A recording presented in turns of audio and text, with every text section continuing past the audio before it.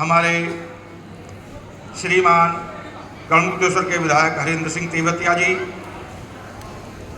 नगर पालिका परिषद के अध्यक्ष श्रीमान राकेश बजरंगी जी, समाज सेवी सेठ धर्मतराय जैन जी, हमारे विद्यालय के कोषाध्यक्ष अशोक अग्रवाल जी, सह प्रबंधक राकेश त्यागी जी, पवन कुमार जैन जी, पूर्व चेयरमैन हरीश पुरुषोत्तम जी, पूर्व जिलाध्यक्ष अशोक पाल जी, पिंकी त्यागी जी, संजीव त्यागी जी, आए हुए सभी यहाँ अतिथिगण, अभिभावक बंधु एवं हमारे विद्यालय के प्रधानाचार्य श्रीमान ज्ञानेंद्र सिंह चौहान, जूनियर की प्रधानाचार्य श्रीमती सुमित्रा आर्य जी और प्राइमरी की प्रधानाचार्य अलका बिश्नोई जी, हमारे शिक्षक शिक्षिकाओं, प्यारे बच्चों, आज स्वतंत्रता दिवस के इस मौके पर मैं आपको विद्यालय परिवार की ओर से आपका सभी का हार्दिक अभिनंदन व स्वागत करता हूं।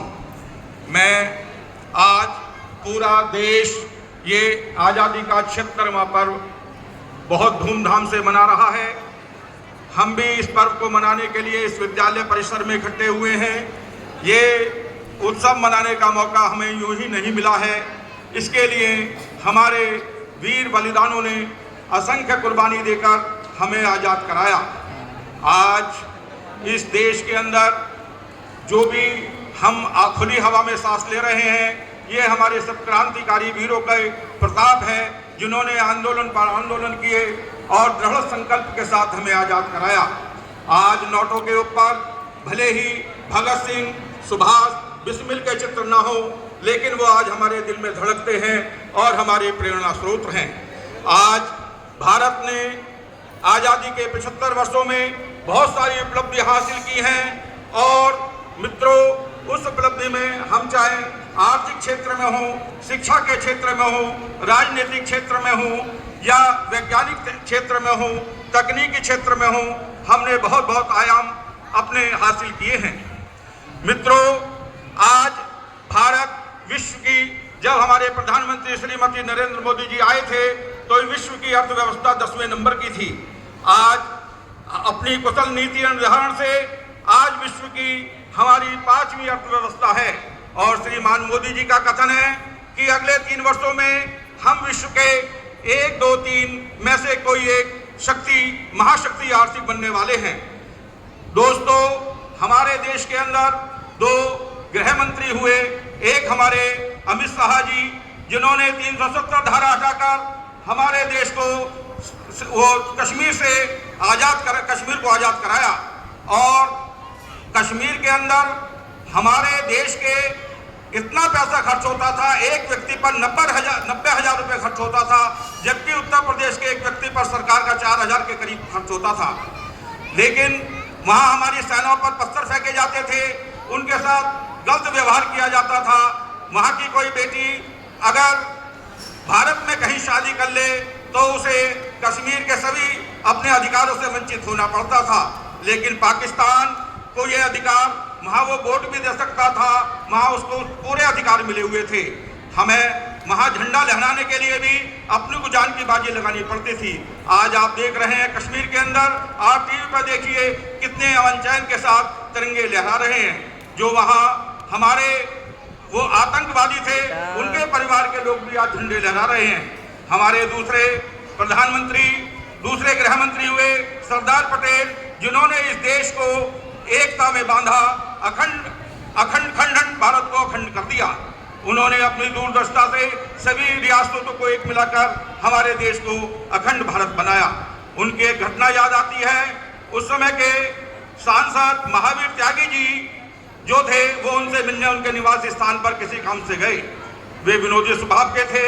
उनकी बेटी मणिबाइन पटेल उनके लिए जलपान लेकर आई। जब उसने देखा त्यागी जी ने कि उसकी धोती फटी हुई है, तो वे बोले, बेटी तू तो ऐसे लगती है जैसे तू भिखारी, अगर हाथ में कटोरा दे दिया जाए तो जैसे भिखारन हो। तो पटेल जी हंसे और कहने लगे, त्यागी जी बात तो सही कहते हो। लेकिन वो बेटी कहती है, उन्होंने कहा, चाचा जी मैं जो सूत काटती हूँ उससे जो पिताजी के कपड़े हमारे बन जाते हैं, उससे जो सूत बचता है उससे मैं अपना जीवन यापन करती हूँ, पिताजी का काम चल जाए, मुझे इसकी आवश्यकता नहीं है। देखिए, ये देश के गृह मंत्री का, उसके परिवार का इतिहास था। आज आप देख सकते हैं कि हमारे दिल्ली के मुख्यमंत्री 50 करोड़ के शीश महल में बनाकर रहते हैं, जो ये कह के आए थे कि मैं ना मकान लूंगा ना गाड़ी लूंगा, केवल जनता की सेवा के लिए करूंगा। आज वो भ्रष्टाचार के सबसे अग्रणी हैं, चाहे वो शराब घोटाला हो, चाहे और घोटाले हों, वो इसकी बात ही नहीं करते। उन जगह स्कूल बनाया है, हमने क्लिनिक बनाए हैं, इन बातों को करेंगे, लेकिन वो शराब घोटाले का जवाब नहीं देंगे। उन्होंने एक कहानी सुनाई कि हमारे प्रधानमंत्री चौथी पास हैं और चाय बेचने वाले हैं, अपने विधानसभा में कहानी सुनाई। मैं उन्हें बता देना चाहता हूं कि भारत के, विश्व के इतिहास में जितनी भी यूनिवर्सिटियां हैं, उन सारी यूनिवर्सिटियों का विशेष अंक निकाल लिया जाए और उसमें से 100 यूनिवर्सिटी बनाई जाए और उन 100 यूनिवर्सिटियों में से भी श्रेष्ठ निकालकर एक यूनिवर्सिटी बनाई जाए, और वो जो यूनिवर्सिटी होगी वो चलती फिरती माननीय नरेंद्र मोदी, दामोदर दास मोदी हैं, और उसमें उसे दाखिला लेने के लिए वो कई सौ जन्म लेने पड़ेंगे। आज वो भ्रष्टता के नंबर 1 हैं। लोगों पर आरोप लगाते हैं। आप मणिपुर की घटना देखिए, हमारे सर लज्जा से झुक जाते हैं। ये हमारा इतिहास बताता है, हमारी बेटियों को नंगा करके वहां घुमाया गया, सब कुछ हुआ, लेकिन ये विपक्षी पार्टी बिल्ली निर्लजता के साथ संसद के बाहर कपड़े काले पहनकर और वो शेम शेम के नारे लगाते हैं। उनके चेहरे पर एक भी विषाद और इतनी बड़ी घटना की जरा सी भी झलक उनके चेहरे पर नहीं दिखाई देती। वो इसे एक राजनीति का एक मंच मानते हैं। वे चाहते हैं कि इन्हीं बातों से हम राजनीति के उस पर आ जाएंगे। दोस्तों, आज भारत को शत्रुओं ने भाषावाद, प्रांतवाद, आतंकवाद आदि इन बातों ने घेर रखा है। हमें इन्हें बचना होगा। हमारे विज्ञान की दृष्टि से हमारे पूर्व प्रधानमंत्री अटल बिहारी वाजपेयी जी ने पोखरण विस्फोट करके हमें जो है तुम्हारा परमाणु संपन्न देश बनाया, और इससे पहले भी कई प्रधानमंत्री हुए, लेकिन वो इस क्षमता को नहीं कर पाए क्योंकि इतनी इच्छा शक्ति केवल अटल जी में ही थी। मुझे अटल जी के यहाँ जाने का सौभाग्य प्राप्त हुआ। मैं और यहाँ के सांसद रमेश चंद्र तोमर जी, उस समय के विधायक कृष्ण सिरोही और बालेश्वर त्यागी जी और मैं और हरिश्चंद्र चाचा जी, पांचों जने आर्य समाज गढ़मुक्तेश्वर के हीरक जयंती समारोह के लिए उनको आमंत्रित करने गए थे। उनके साथ बैठे, चाय पी। जब उन्होंने कहा कि हमें ऐसे ऐसे आपके गढ़मुक्तेश्वर में आपका समापन भाषण चाहिए, तो उन्होंने अपनी डायरी दिखाई और उन्होंने उसमें देखा और हमें आश्वस्त किया कि मैं निश्चित आऊँगा। और वे गढ़मुक्तेश्वर में आए और उन्होंने हमें कृतार्थ किया।